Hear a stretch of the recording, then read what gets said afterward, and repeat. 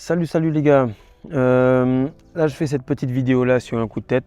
J'ai vu plusieurs commentaires de gars qui me disent oui, je suis en couple, j'ai besoin de me retenir, j'ai besoin de garder mon énergie, ou j'étais en relation, maintenant je vais vraiment garder un maximum de mon énergie, etc.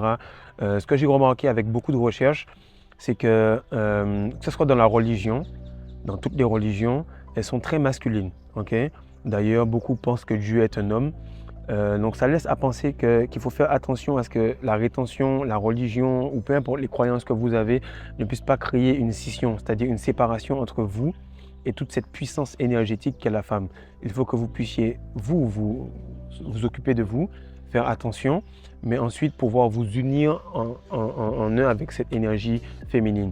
Lorsque deux personnes avec une belle énergie féminine et une belle énergie masculine peuvent s'unir, ils sont inarrêtables. C'est vraiment exceptionnel à quel point vous pouvez être puissant lorsque vous êtes unis avec une énergie féminine. Donc aujourd'hui, on va parler rapidement de pourquoi la rétention séminale vous aide à mieux comprendre les femmes en général. Donc les gars, on va se parler franchement de toutes les espèces animales, insectes qui sont sur cette terre. Nous sommes les seuls à galérer avec le sexe opposé. Nous sommes les seuls à se dire « ouais, elles sont compliquées, c'est difficile de parler avec elles ». Il y a de plus en plus d'écart entre nous et les femmes plus le temps avance. C'est voulu, il y a un programme qui est complètement là-dessus, féminisme, etc. Mais bref, ce que je veux expliquer, c'est qu'on vous a mis ici parce que vous êtes le match parfait pour la femme. Et plus vous allez vous séparer, je dis ouais j'ai fait un monk mode, etc.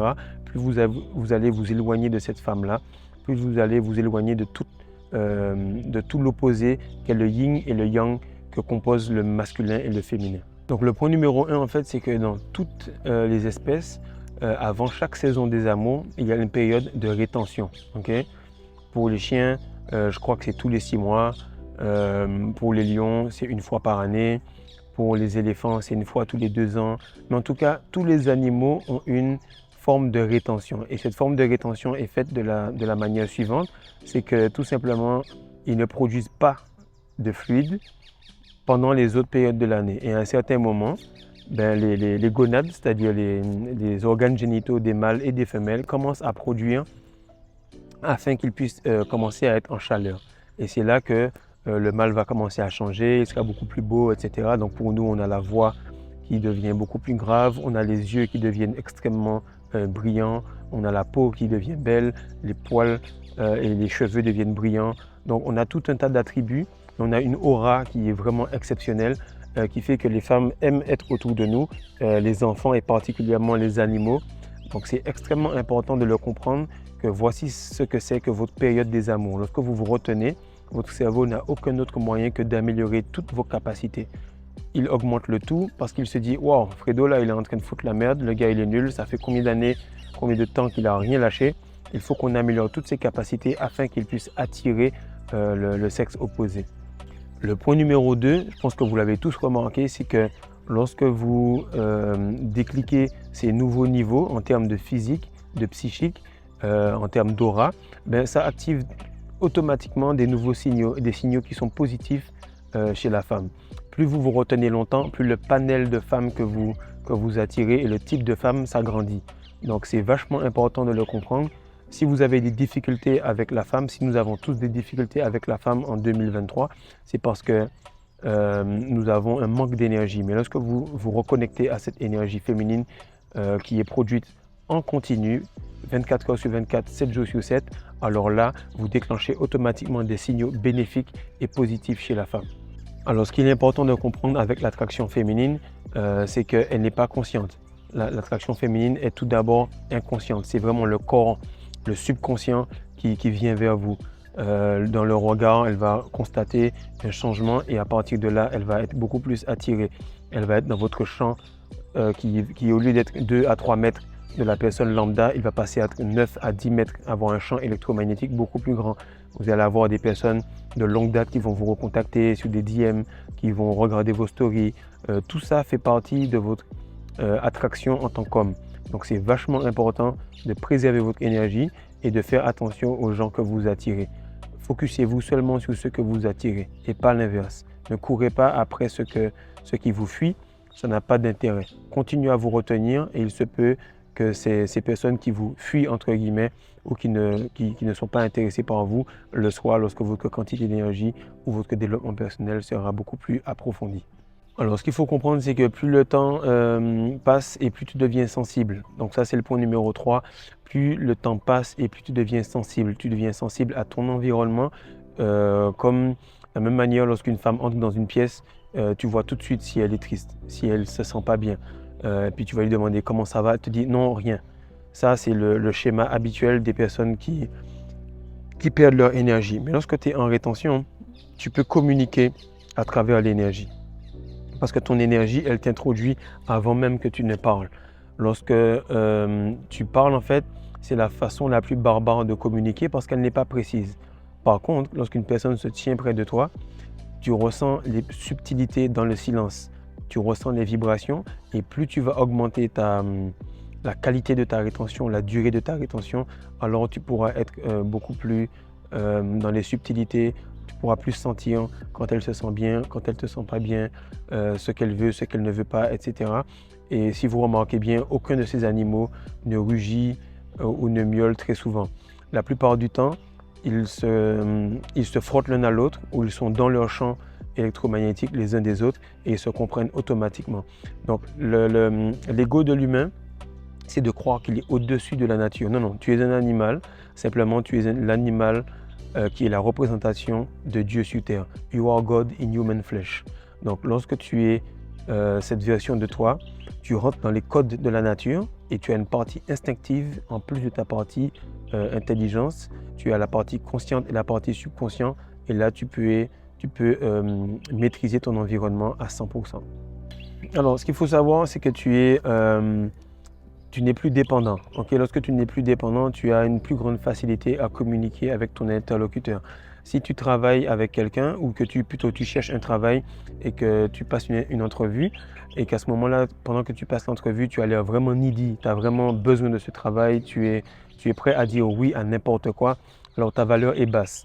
Lorsque tu commences à accumuler un certain nombre de jours de rétention, un certain nombre de mois de rétention, un certain nombre de quantité de nutriments qui restent à l'intérieur de toi, ça se transforme en une meilleure estime de toi-même. Lorsque tu discutes avec elle, tu lui poses des questions réelles, tu lui poses des questions vraies et tu la regardes dans les yeux, tu la vois pour ce qu'elle est. Et comme tu n'es plus dépendant du dealer qui est en face de toi, alors tu peux vraiment à ce moment-là négocier avec lui et voir si oui ou non tu apprécies cette transaction, si oui ou non tu apprécies cette compagnie.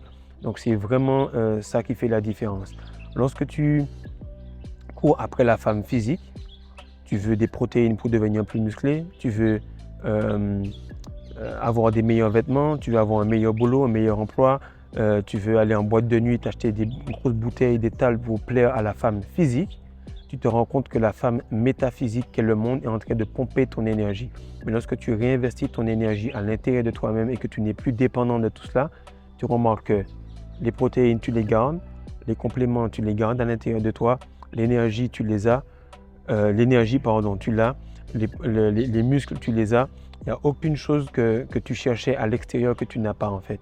Donc c'est vachement bizarre à quel point ils ont extériorisé tout ce que nous avions déjà à l'intérieur de nous, mais en tout cas tu n'es plus dépendant et du coup elle le ressent.